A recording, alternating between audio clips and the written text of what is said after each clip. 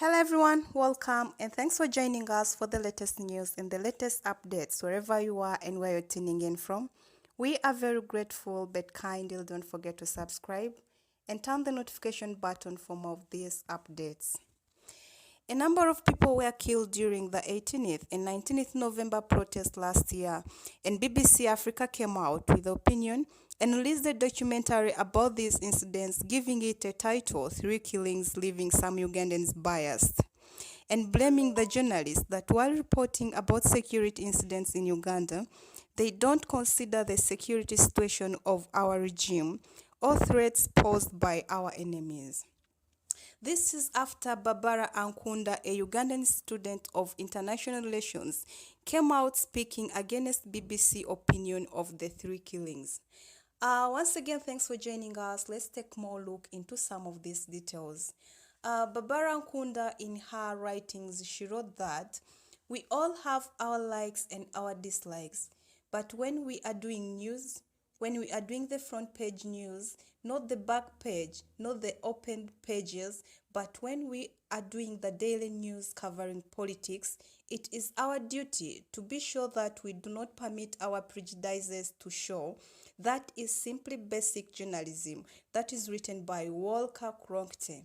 And she also continued saying, watching the recently released documentary by BBC Africa, it is very clear the reporter couldn't hide his or her bias and prejudice against Ugandan security forces and deliberately undermining their efforts to keep the country safe and peaceful. The reporter ignored the acts of violent protesters who were attacking innocent citizens, undressing women, and attacking security forces. The security forces were on the streets to stop these barbaric attacks on civilians, and indeed they restored peace in the city, which deserves to be appreciated.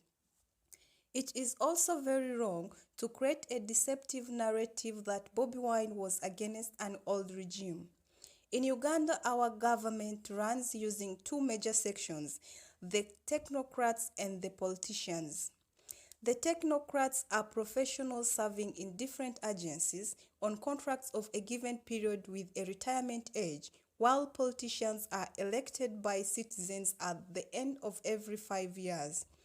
In every election cycle, over 70% of the politicians lose their political offices, creating way for new leaders. Therefore, Uganda has been changing leadership, getting new leaders, serving in different positions, and actually Bobi Wine was also part of this government serving in parliament since 2017. Similarly, journalists, while reporting about security incidents in Uganda, don't consider the security situation of our region or threats imposed by our enemies and active rebel and terrorist groups in the region who may penetrate such violent incidents like riots and escalate them into war or insurrection as we have seen it happen in different parts of the world. They never mention incidents where police has been attacked and injured, in some incidents killed, like during the walk to work protest by Dr. Chiza Besigye.